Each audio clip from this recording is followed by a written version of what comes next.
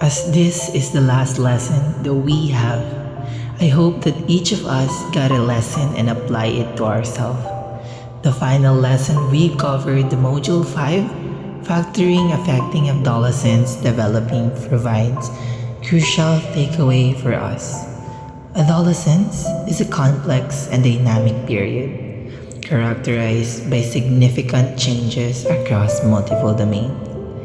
Understanding the factors that influence physical, cognitive, and social, emotional, and moral development is essential for effective teaching and support.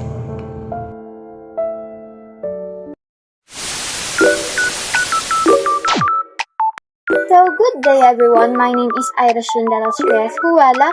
So, for today, I will tackle about the physical, cognitive, language, social, emotional, and moral development. So, let's start in physical development. So, as what's stated here, it is the biological changes in our body leading to growth and maturation, including growth spurts, puberty, and neutral changes. Next, we have the cognitive development. It says that it is the growth of refinements of intellectual abilities.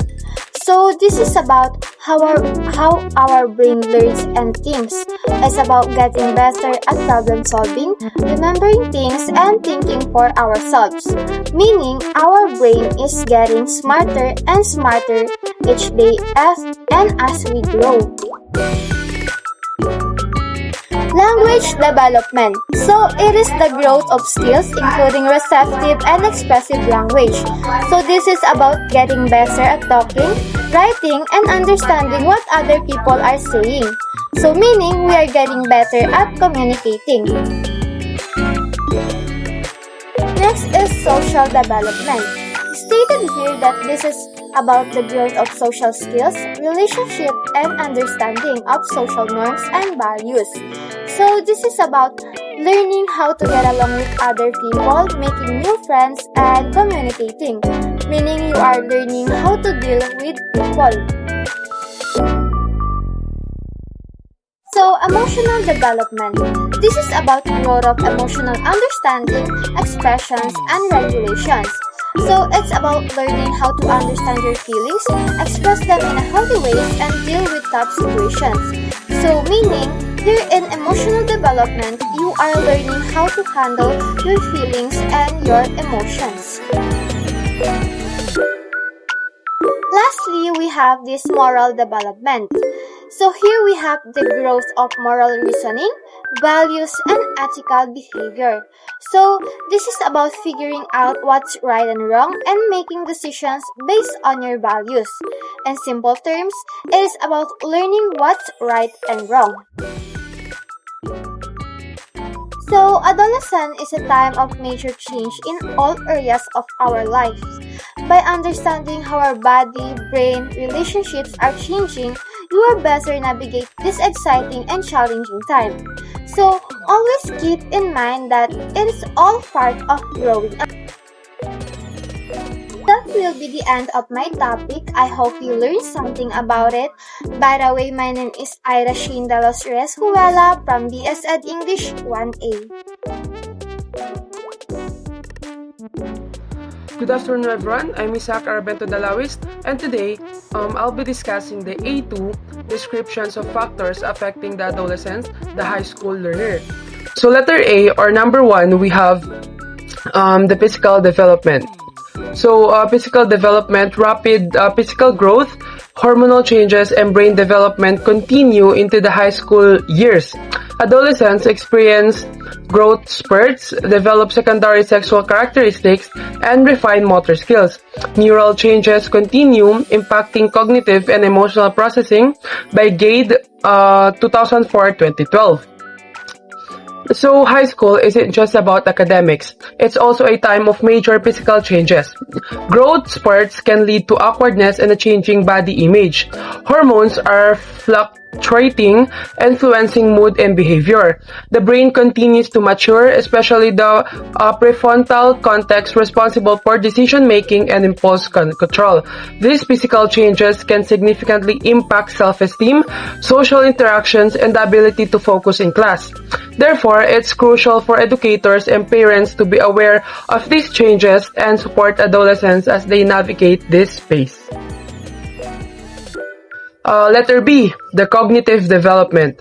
So high school learners are capable of abstract thought, critical analysis, and complex problem solving. They develop more sophisticated reasoning skills and are able to think hypothetically. Motivation, engagement, and access to resources significantly impact cognitive development by Bishop et al. 2019. So in high school, students' cognitive abilities take a leap forward. They can now understand complex ideas, think critically about information, and solve problems in creative ways. However, this development heavily relies on their motivation, engagement, and access to learning resources. If students don't feel challenged or supported, their cognitive development can stagnate. Educators can foster cognitive development by creating a stimulating learning environments, providing personalized learning opportunities, and helping students discover their strengths and interests. Letter C, the language development. Language development in high school focuses on refining communication skills, expanding vocabulary, and mastering written expressions. Adolescents develop the ability to communicate effectively in various contexts and understand nuances. Language. Okay? So language development in high school is about refining the skills needed to communicate effectively. So adolescents learn to express themselves clearly and precisely, expand their vocabulary, and improve their written communication skills. They also learn to use language in different contexts such as formal essays, informal conversations, and digital media. So effective communication skills are crucial for academic success, social relationships, and future careers. Educators can foster language development by providing students with opportunities to write, speak, and listen, as well as providing them with feedback and guidance. Letter D, social development. So peer relationships remain important, but adolescents also develop a strong sense of independence and explore their identity. They navigate complex social situations from intimate relationships and develop a sense of belonging. By Brown, 1990. So family dynamics, cultural influences, and social media play significant roles. So social development in high school is a complex process of navigating relationships, exploring identity, and finding a sense of belonging. So peer relationships are still important, but adolescents also start to develop a strong sense of independence and autonomy. They grapple with questions of who they are, what they believe in, and where they fit in the world. So family dynamics, cultural influences, and social media all play a significant role in shaping social development.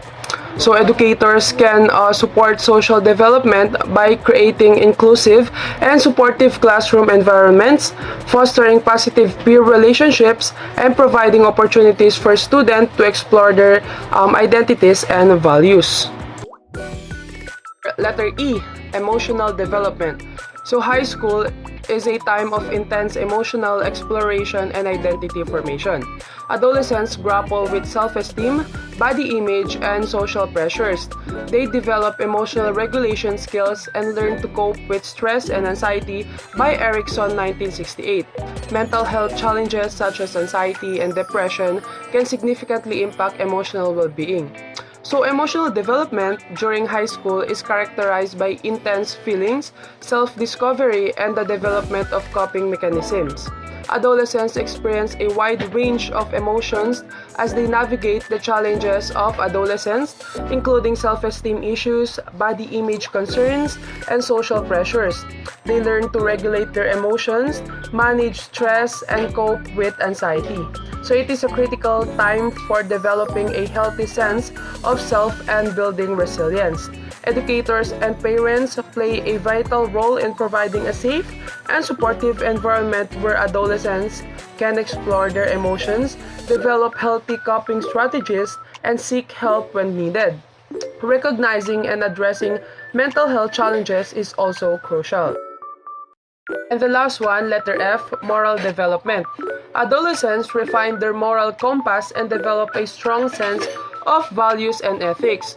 They grapple with complex moral dilemmas and develop their own principles by Kohlberg 1981. So the influence of role models, peers, and community involvement shapes moral development.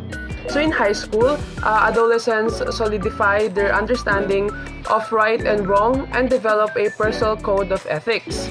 They begin to grapple with complex moral dilemmas and form their own opinions on issues such as justice, fairness, and equality.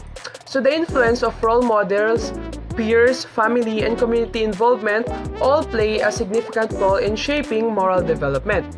So educators can foster moral development by providing opportunities for students to discuss ethical issues, exploring different perspectives, and engage in community service. So it is a time of questioning, defining personal values, and developing a commitment to ethical behaviors. And that's all for my report. Thank you very much. Good day, everyone. My name is Mark Karen Francisco, and I will be discussing about the physical changes adolescents go through.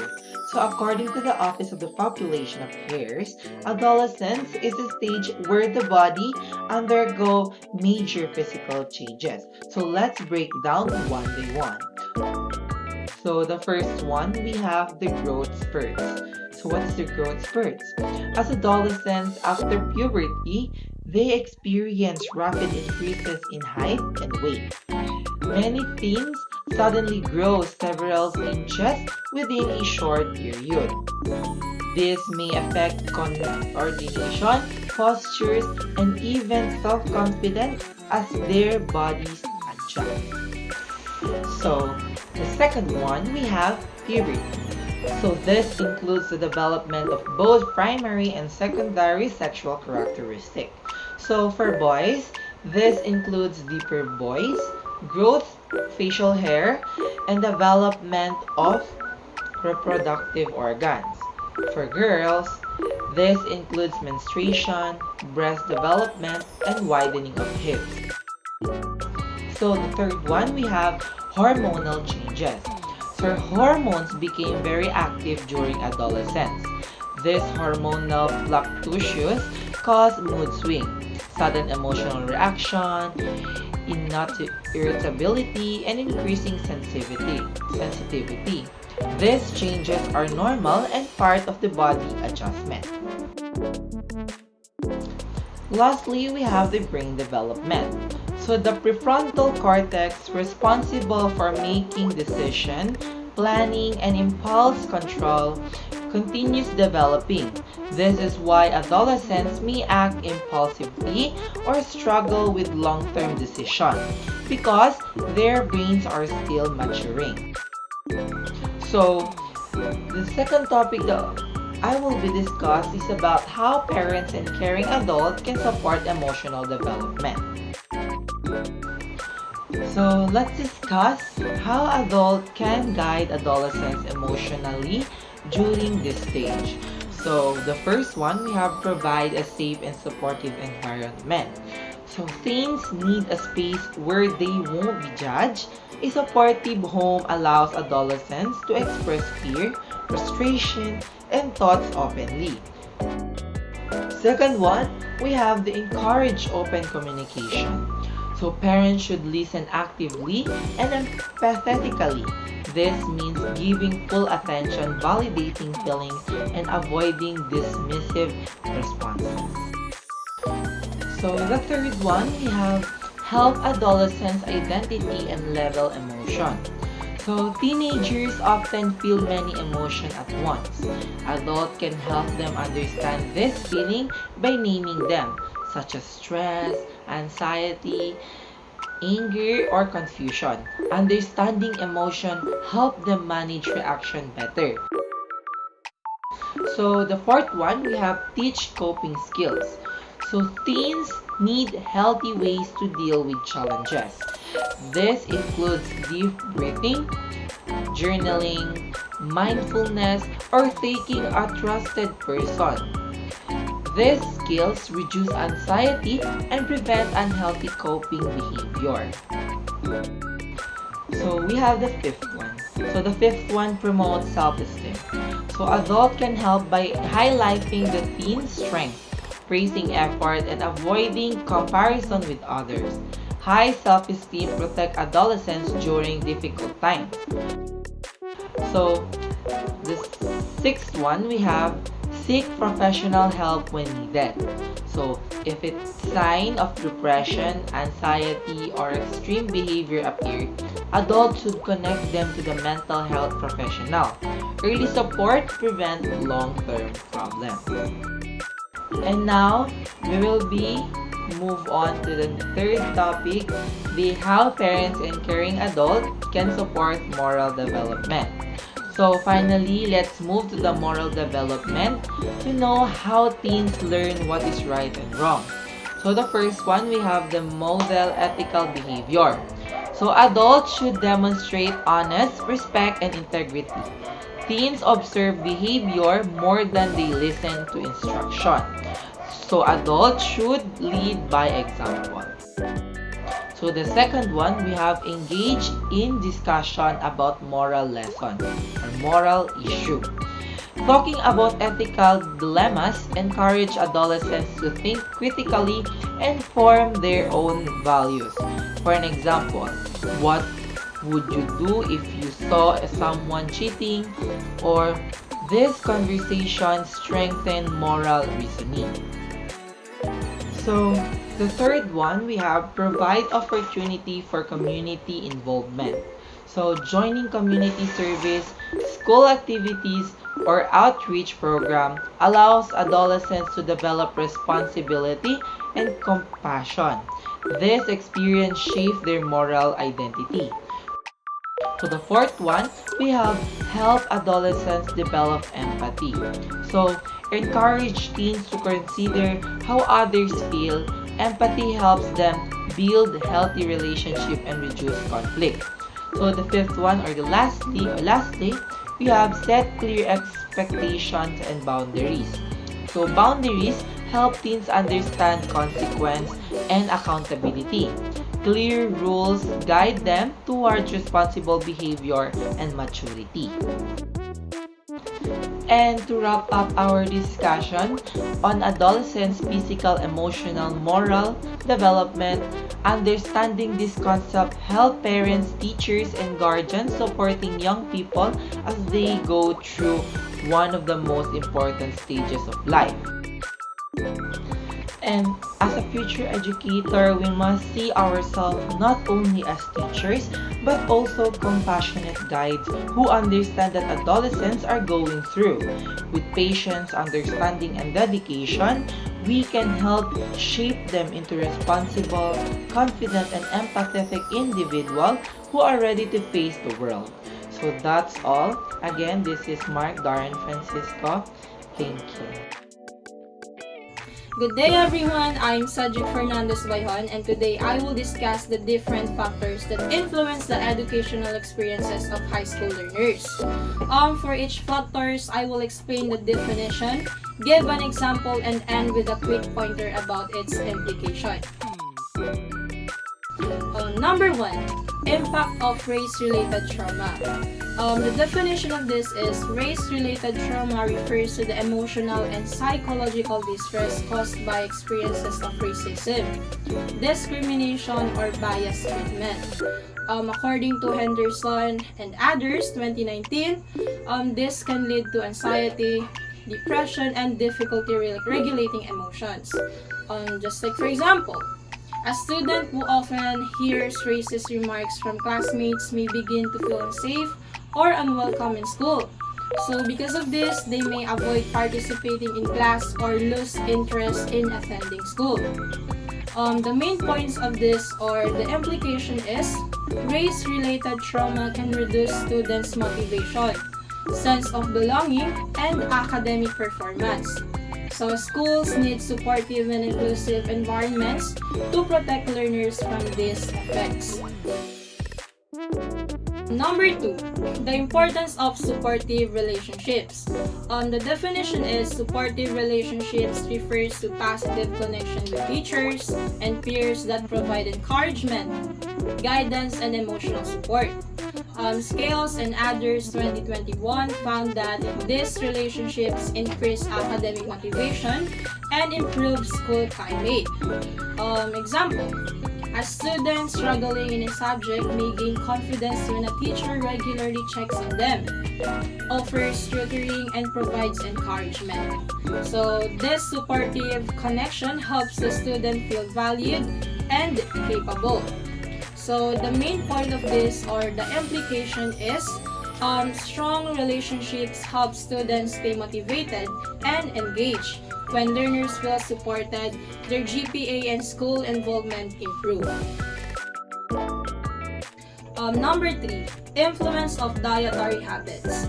Dietary habits refers to the types of foods adolescents regularly consume.